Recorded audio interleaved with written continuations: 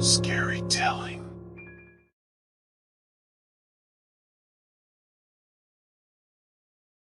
I was always an adventurous person, but my sister was my partner in all my expeditions.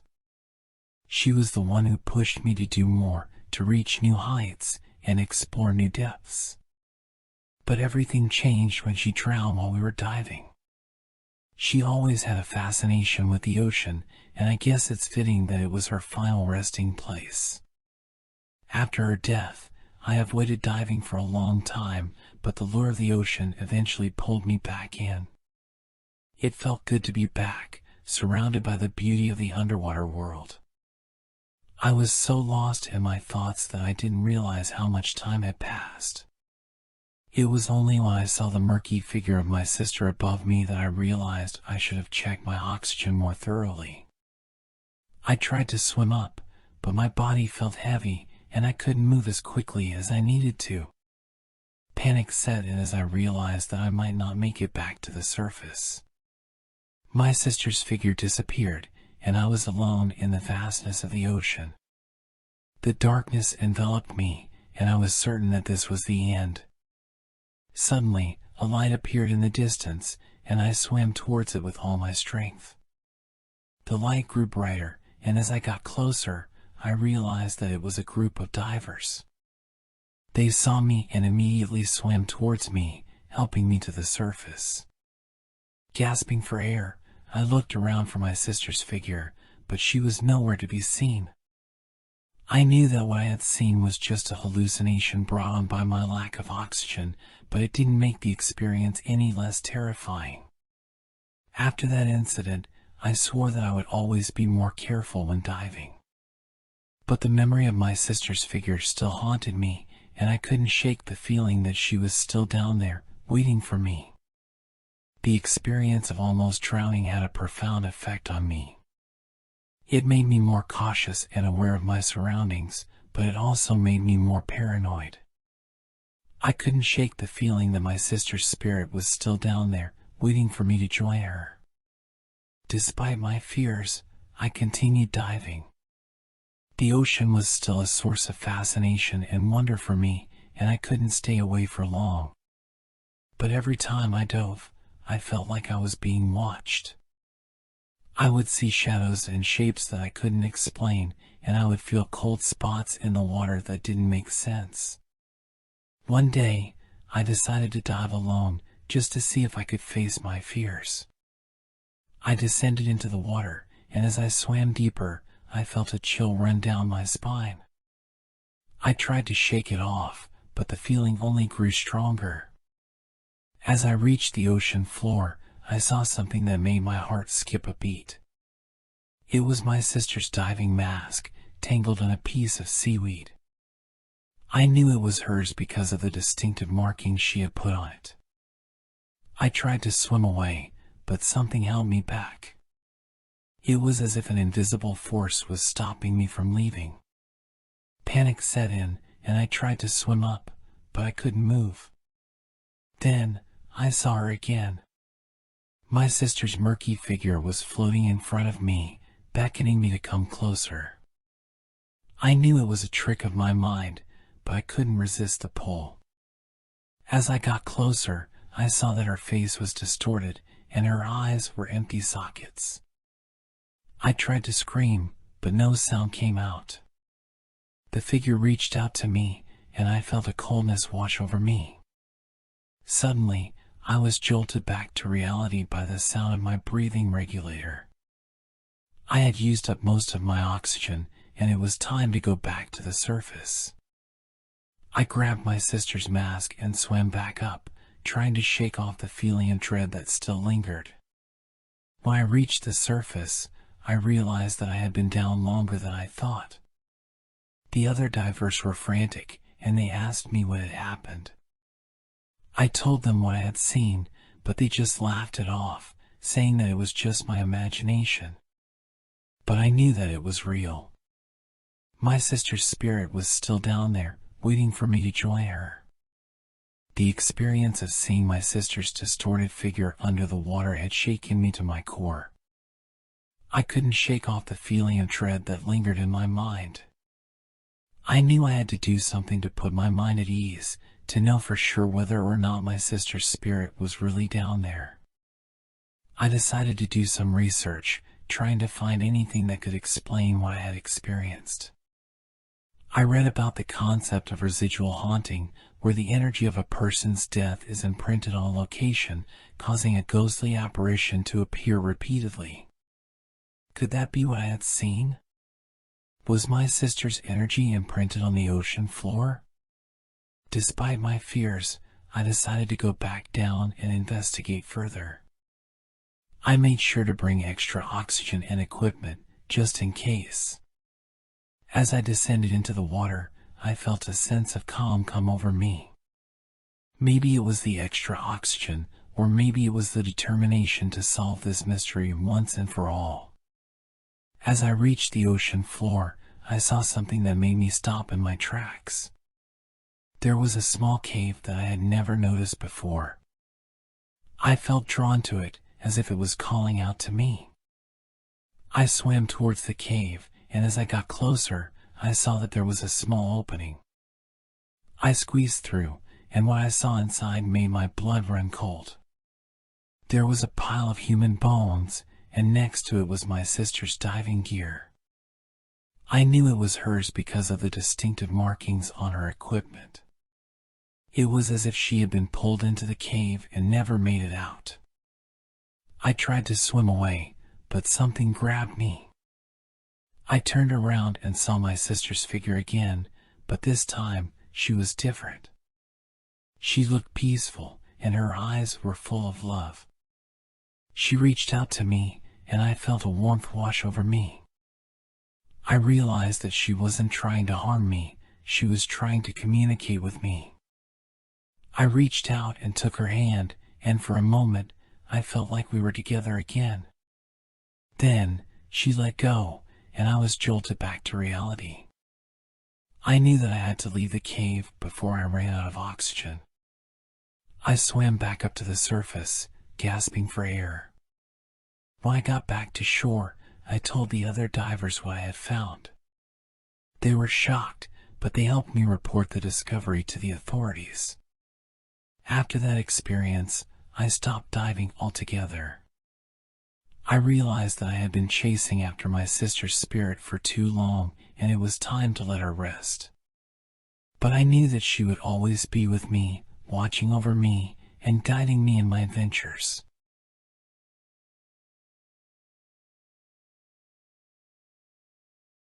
I had come back from a 2-year deployment in the Middle East, and I was eager to get back to my wife and our new baby.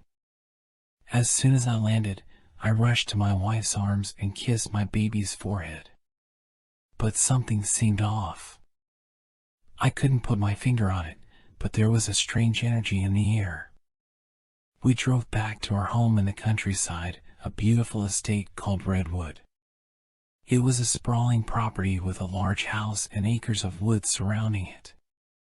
My wife, Sarah, had inherited it from her parents, who had passed away years ago.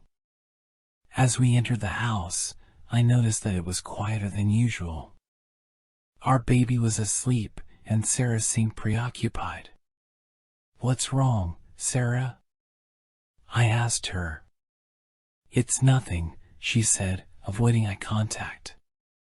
"Just tired from taking care of the baby." But I could tell there was something she wasn't telling me. I decided to drop it for now and focus on settling in. We had a lot to catch up on, and I was eager to spend some quality time with my family. That night, I woke up to the sound of crying. It was our baby. I got up and went to the nursery, but something stopped me in my tracks. The door was already open, and I could see the crib from the hallway. But there was something strange about the room. It was colder than the rest of the house, and the air was thick with an eerie silence. As I approached the crib, I saw that our baby was sound asleep, but something caught my eye. A shadowy figure was standing in the corner, staring at us. I froze, not sure what to do. I blinked, and the figure was gone. I shook my head, thinking it was just my imagination, and went back to bed. The next few days were filled with strange occurrences. Objects moved on their own, doors opened and closed by themselves, and the air was always cold and heavy. Sarah seemed to be getting more and more distant, and I couldn't help but feel like something was wrong. One day, I confronted her. "What's going on, Sarah? You've been acting strange since I got back." She looked at me, tears in her eyes. "I didn't want to tell you, but I think our house is haunted." I scoffed at the idea, thinking she was just tired and stressed out. But then I started noticing things too. Footsteps in the hallways when we were the only ones home, whispers in the dead of night, and the feeling of being watched. I decided to do some research on the history of Redwood Estate. What I found chilled me to the bone. The previous owners had died in a tragic accident, and rumors circulated that their spirits still haunted the property. As I delved deeper, I discovered something even more disturbing. Sarah's parents had been involved in some shady business dealings, and there were rumors that they had made enemies. I couldn't help but wonder if something more sinister was at play. The more I researched, the more convinced I became that there was something evil lurking in our house. I tried to talk to Sarah about it, but she seemed to be shutting down. She refused to acknowledge that anything was wrong and told me to stop scaring her. But I couldn't shake the feeling that we were in danger. I started sleeping with a knife under my pillow and avoided going to the nursery alone. The air in the house was always heavy, and it felt like something was watching us. One night, I woke up to find Sarah standing at the end of the bed, staring at me with empty eyes. "Sarah, what's wrong?" I asked her, but she didn't respond. Suddenly, the room was filled with an otherworldly shriek, and Sarah collapsed onto the bed. I tried to shake her awake, but she was unresponsive. Panicked, I rushed to the nursery to check on our baby, but she was gone. The crib was empty, and the window was open. I could hear Sarah screaming in the distance, and I knew that something terrible was happening. I ran outside, calling out for my wife and daughter, but the woods were dark and quiet. Suddenly, I heard a voice calling my name. It was coming from deeper in the woods, and it sounded like Sarah. I followed the voice, pushing through the thick foliage, and eventually came to a clearing. There, I saw Sarah standing in the center, surrounded by a group of shadowy figures. They were chanting in an unknown language, and their eyes glowed with an otherworldly light. I tried to run towards her, but something held me back. It felt like I was running through water, and I couldn't get any closer. I watched in horror as the figures closed in on Sarah, and suddenly, she was engulfed in flames. I screamed her name, but it was too late. The figures vanished, leaving behind a charred pile of ashes where Sarah had been standing. I stumbled back to the house, my mind reeling with shock and horror. I couldn't believe what I had just witnessed, and I couldn't shake the feeling that something was still watching me. As the sun rose, I knew that I had to leave Redwood Estate. I packed our bags and left the house behind, never looking back. But even now, years later, I can't shake the feeling that something followed me home from Redwood. The air in my house is always heavy, and I still hear whispers in the dead of night. I don't know if it's Sarah's spirit or something darker, but I know that I'll never be free of the haunting of Redwood Estate.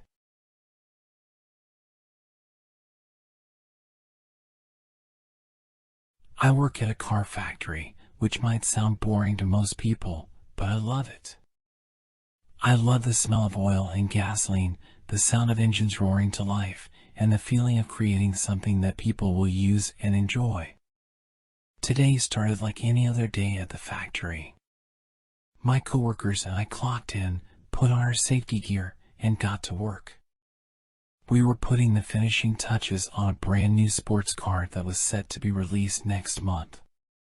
We were all in high spirits, talking and joking as we worked.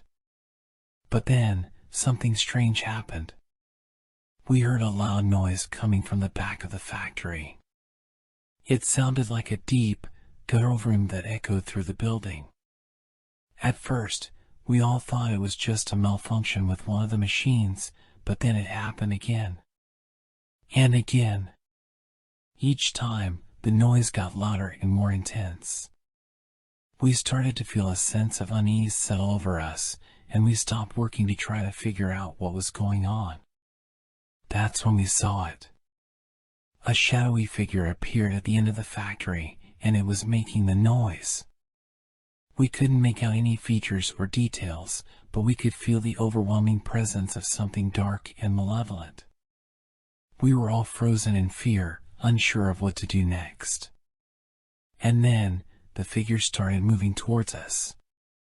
That's when I realized that this was no malfunction or trick of the light. Something was here with us, and it was not friendly. As the figure got closer, we could see that it was a car. But not just any car, this one was different. Its headlights were glowing red, and its engine was revving so loudly that it felt like the whole factory was shaking. I could see my coworkers starting to panic, and I knew I had to do something. I stepped forward, trying to get a better look at the car. As I did, the figure lurched towards me, its engine screaming like a banshee. I stumbled back, but I could feel it getting closer and closer. The car was almost on top of me when suddenly, it vanished into thin air. We all stood there in stunned silence, trying to process what had just happened. We had just witnessed something that defied explanation, something that should not have been possible. The rest of the day passed in a blur. We were all shaken up by what we had experienced, and it was hard to concentrate on work. I couldn't get the image of that car out of my head, and I knew that it was going to haunt me for a long time to come. As the shift came to a close, I couldn't wait to get out of there. I was grateful to be going home, away from the factory and whatever malevolent force had been lurking there. But little did I know, the worst was yet to come. That night, I couldn't sleep. Every time I closed my eyes, I saw the red headlights and heard the deep vroom of the car. I tried to convince myself that it was just my imagination, that I was overreacting to a weird occurrence at work. But deep down, I knew that something was not right. The next morning, I was dreading going back to work. But as soon as I stepped into the factory, I knew that things were even worse than I had anticipated. The atmosphere was heavy and oppressive, like the air itself was tainted with something dark and malevolent. My coworkers were all on edge, too, and we could all feel that something was off. That's when we started to notice that things were going wrong with the cars. Engines were failing, parts were missing, and there were strange scratches and dents appearing out of nowhere. We tried to brush it off as normal factory mishaps, but deep down we knew that something was causing these problems. It wasn't until later that day that I saw the car again. I was working on the assembly line, trying to install an engine in a sleek black sedan, when I heard the vroom again. This time, it was closer. I turned around, expecting to see the red headlights bearing down on me. But instead, I saw something even worse. The car I was working on had come to life. It was like something out of a nightmare. The car's doors and trunk opened and closed of their own accord, and the engine revved so loudly that it felt like it was shaking the entire factory. I could see that the other cars on the assembly line were starting to react as well, like they were responding to the dark energy emanating from the possessed vehicle. I tried to run, but it was like the car was following me. Every time I turned a corner, I could hear it getting closer and closer. And then, just when I thought it was going to run me over, it vanished again. I was starting to feel like I was losing my mind. How could this be happening? What was causing it? And why was I the only one seeing it? Over the next few days, things only got worse. More cars were coming to life, and the factory was becoming a place of horror. My coworkers and I were constantly on edge, never knowing when the next possessed car would come after us. We tried to tell our bosses, but they just laughed us off and told us to get back to work. It was like the factory had become its own twisted realm, ruled by a malevolent force that we couldn't see or comprehend. I started to feel like I was being watched all the time, like something was stalking me through the dark and eerie corridors. One night, as I was leaving work, I saw the red headlights again. This time, they were coming straight for me. I tried to run, but my feet felt like they were stuck in mud. The car was getting closer and closer, and I knew that I was going to die. And then, just when it seemed like all was lost, the car stopped. Its engine fell silent, and the red headlights faded away. I stood there, gasping for breath, trying to understand what had just happened. That's when I heard the voice. It was a low, rasping voice, like something out of a horror movie. It seemed to be coming from inside my own head, echoing through my thoughts like a sinister whisper. "You can't escape me," the voice hissed. "I am the Big V Room, and I will always find you." I screamed, but there was no one around to hear me. I knew then that I was in the grip of something evil, something that I couldn't fight or resist. As I stumbled out of the factory, I knew that I would never be the same again. The Big V Room had marked me as its prey, and I knew that it would follow me wherever I went. For weeks, I couldn't shake the feeling of being watched. Every time I turned a corner, I half expected to see the red headlights of the Big V Room bearing down on me. My dreams were filled with visions of possessed cars, and I was constantly on edge, afraid that something terrible was going to happen. But as time passed, I started to think that maybe I was going crazy. The incidents at the factory had stopped, and no one else seemed to be experiencing anything strange. I started to wonder if I had just imagined everything, if it had all been some sort of elaborate hallucination. That's when the Big V Room came back. I was driving home from work one night, my mind wandering as I navigated the dark and deserted roads. That's when I heard it. The unmistakable sound of the Big V Room echoing through the night. I tried to ignore it, tried to convince myself that it was just my imagination. But then I saw the red headlights, glowing in the darkness like demonic eyes.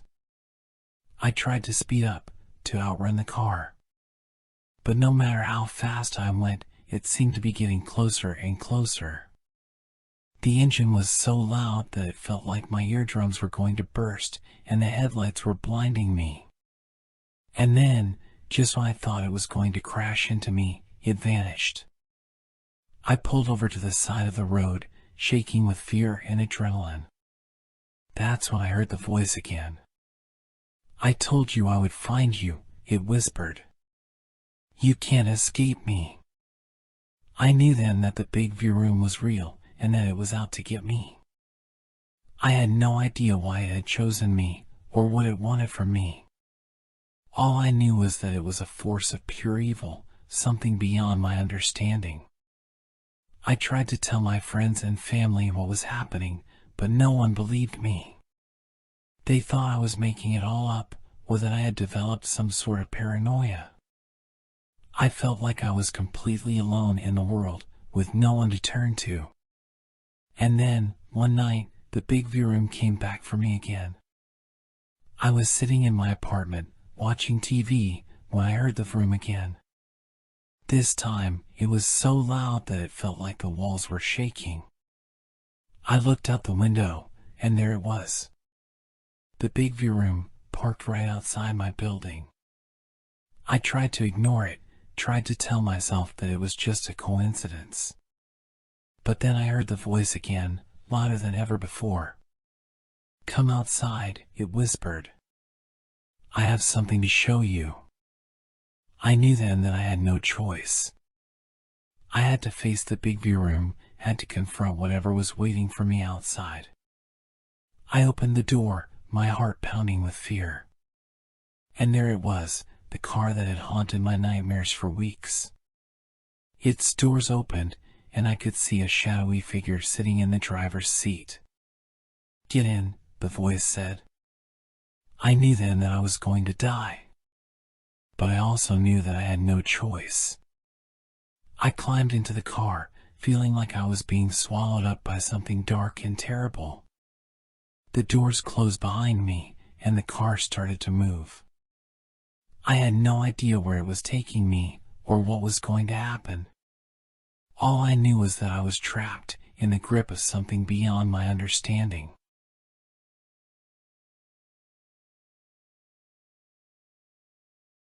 I hugged my sister at the airport, ready to say goodbye. We had just spent an amazing week together in New York City, but now it was time to go our separate ways. I was heading back home to California, while she was staying in New York for a few more days. As I walked to my car, I felt a chill run down my spine. I had a strange feeling that something was off, but I couldn't quite put my finger on it. I shook it off and got into my car, ready to start the long drive back home. The drive was uneventful until I got to my hometown.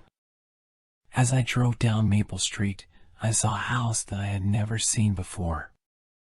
It was an old, dilapidated house that looked like it hadn't been lived in for years. The windows were boarded up, and the front porch was falling apart. I couldn't help but feel curious about the house, so I parked my car and got out to take a closer look. As I walked up to the house, I could feel the hairs on the back of my neck stand up. The air around the house felt heavy, and it was as if someone was watching me. I looked up at the boarded-up windows and saw something move behind the boards.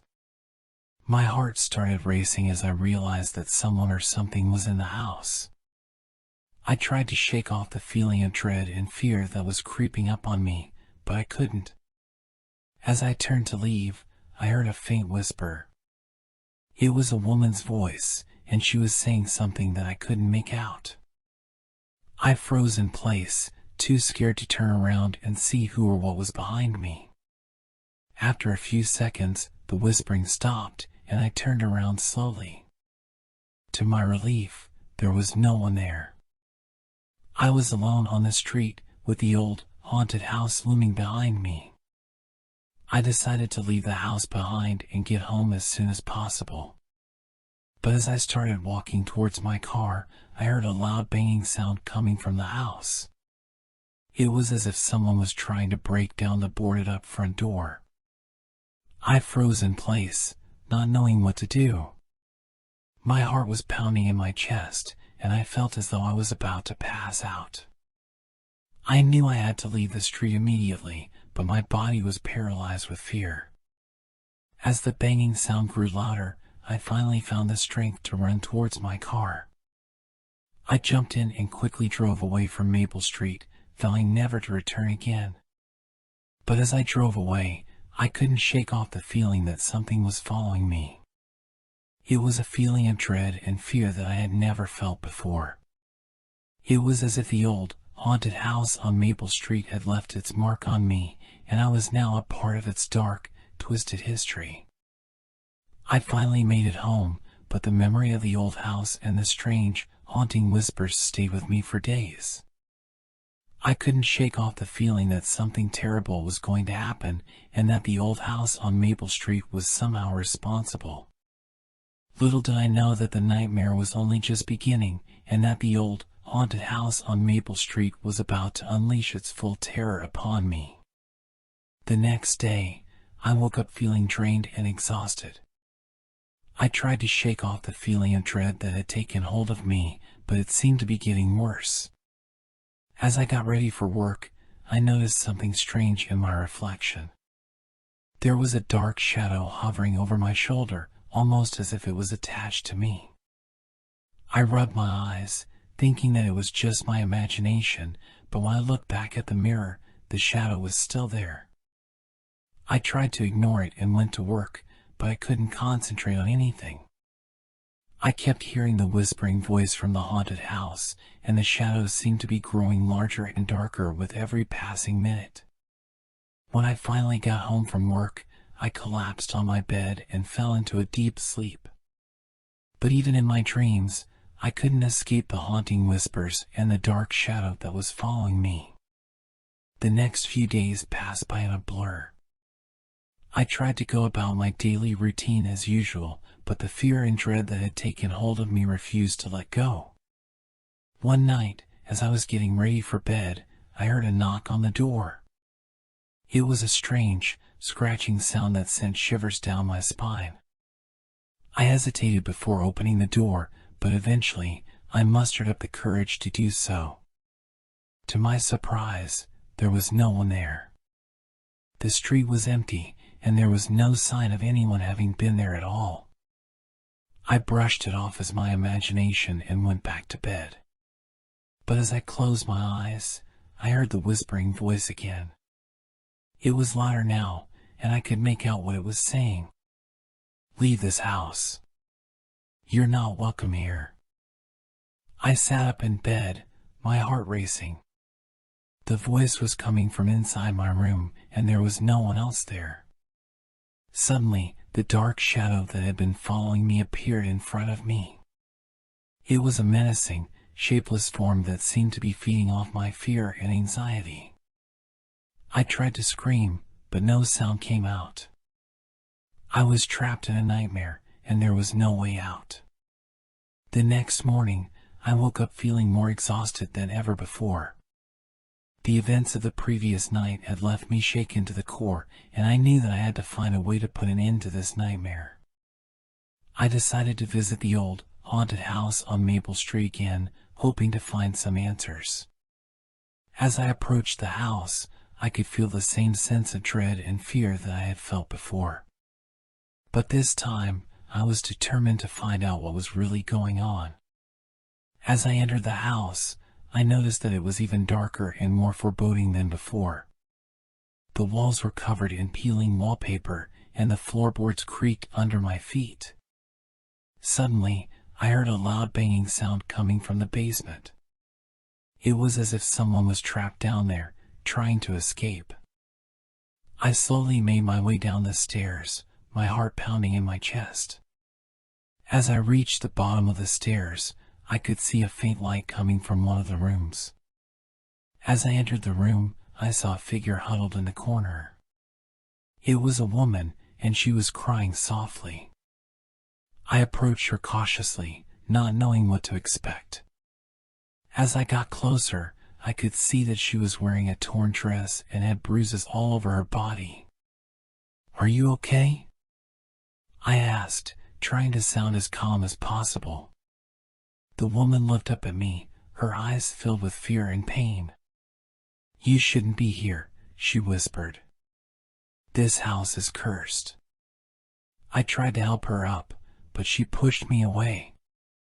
"You have to leave," she said, "before it's too late." Suddenly, the room grew darker, and the woman disappeared into thin air. I was alone in the basement, with the same feeling of dread and fear that had been following me for days. As I tried to make my way back up the stairs, I heard a sinister voice whispering in my ear, "You'll never leave this house alive." I stumbled up the stairs, my heart pounding in my chest. The voice seemed to be getting louder and more menacing, and I knew that I had to get out of the house as soon as possible. As I reached the top of the stairs, I saw the dark shadow looming in front of me.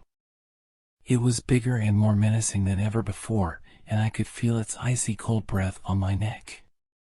Suddenly, the shadow lunged at me, and I felt myself falling backwards. I hit my head on the stairs and everything went black.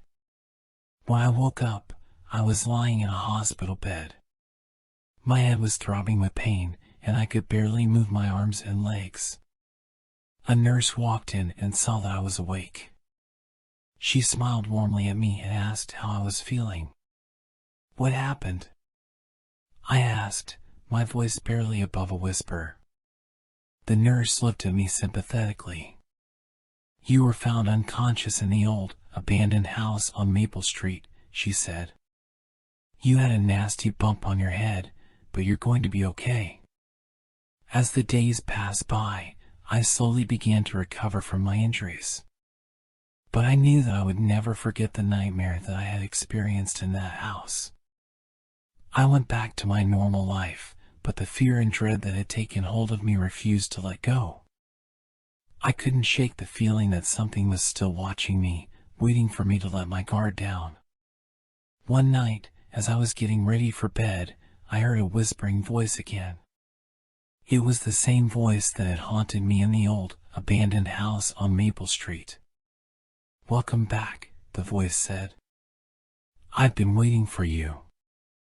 I looked around, but there was no one there. The voice seemed to be coming from inside my head, and there was no way to escape it. The dark shadow that had been following me appeared once again, looming over me like a menacing cloud. I knew that I was trapped in a nightmare, and there was no way out.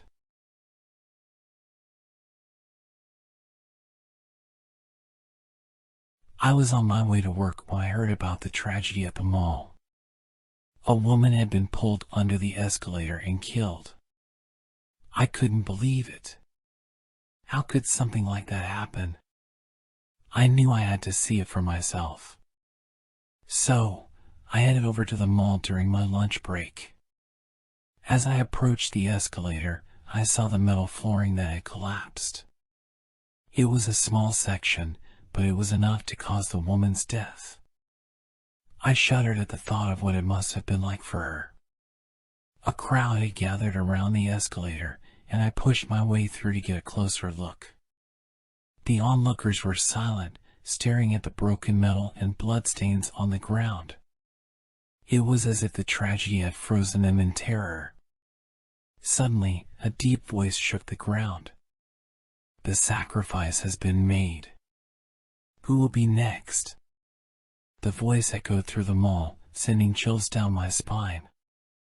The onlookers started to panic, pushing and shoving each other to get away from the escalator. I tried to move with the crowd, but my curiosity got the best of me. I had to know what was going on. I looked around for anyone who might have an explanation, but everyone was too busy trying to escape. That's when I saw her. A woman in a black robe, standing in the corner of the mall. She was watching the chaos with a small smile on her face. I had never seen anyone like her before, and I felt drawn to her. Before I knew it, I was walking towards her. Excuse me, I said, my voice shaking. Do you know what's going on? She turned to me, and I saw that her eyes were a deep shade of red. Yes, she said, her voice low and dangerous. The escalator has claimed its first sacrifice. And it will not be the last. I felt a chill run down my spine. What do you mean? I asked. The escalator demands sacrifices, she said. It feeds on the fear and terror of those who ride it. And it will continue to claim victims until it is satisfied. I didn't know what to say. This woman was clearly insane, but there was something about her that scared me to my core.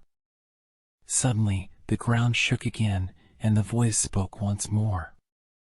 The next sacrifice has been chosen. Who will it be? The woman in the black robe turned to me and smiled. It looks like you're the lucky one, she said, before disappearing into the crowd. I felt a cold sweat break out on my forehead. Me? Why me? But before I could even move, I felt a force pulling me towards the escalator. I tried to resist, but it was too strong. As I reached the broken metal flooring, I felt something grab my ankle. I looked down to see a pair of skeletal hands pulling me under the escalator.